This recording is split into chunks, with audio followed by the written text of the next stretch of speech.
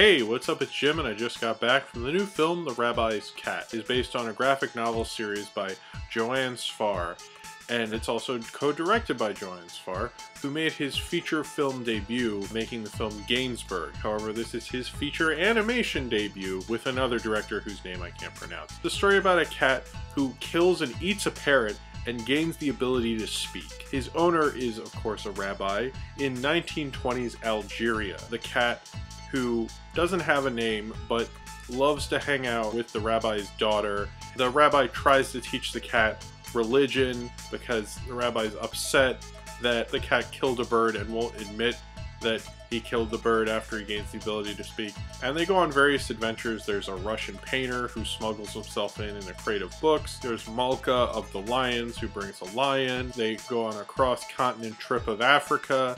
There's a lot of things going on. There's about 5 graphic novels of the Rabbi's Cat, and this is encompassing volume 1, 2, and 5. The design of it looks more like a comic book than an animated film. However, I love the design of it. The design of it was so great. It kind of looks like Hergé and Tintin kind of stuff, and Tintin even has a brief appearance where they kind of criticize how annoying that character is. And it reminds me of very much foreign comics. Of course, this is a French film. Joanne Sfar is French, and you can tell this is very French. The whimsical dialogue and kind of the way the film's plotted out is more French than I think the typical Hollywood American plot structure you expect from an animated film. In some ways, I think that was great because it's very different from what we're used to with an animated film, and it's nice when someone gets to do a different type of film when they make an animated film, and I love that about The Rabbi's Cat. But at the same time, the storytelling is so loose, it's like too loose. The film's flow was very odd and bizarre,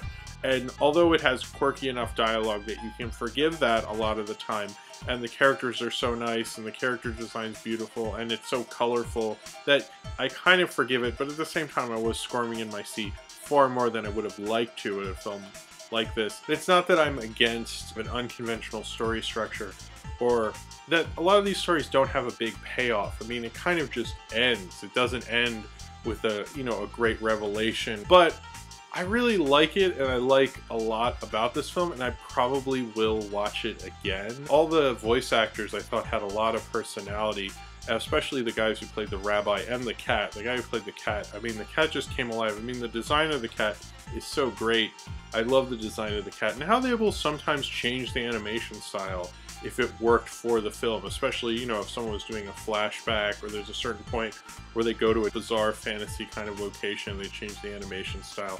And that was fun, and I like that there's kind of a looseness where you kind of feel like in The Rabbi's Cat, anything could happen. 1920s Algeria, the way they drew it looks beautiful. People sitting around smoking hookahs, laying around, sleeping out under the stars. I mean, it's very, like, kind of romantic, whimsical film. This is such a French animated film. I think when you look at Persepolis or A Cat in Paris, those have really distinct structures, and this has more in common with Holy Motors than it does Wreck-It Ralph. That's a lot of fun, but it also has the problem where you're watching it and you're not sure where it's exactly going, and I didn't realize it'd be just a collection of stories really about this cat and this rabbi.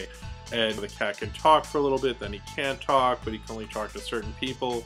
All sorts of stuff happens. It's a fun, whimsical, bright, beautiful, colorful animated film that has great design and kind of a great attitude about itself, despite having kind of an unconventional story structure.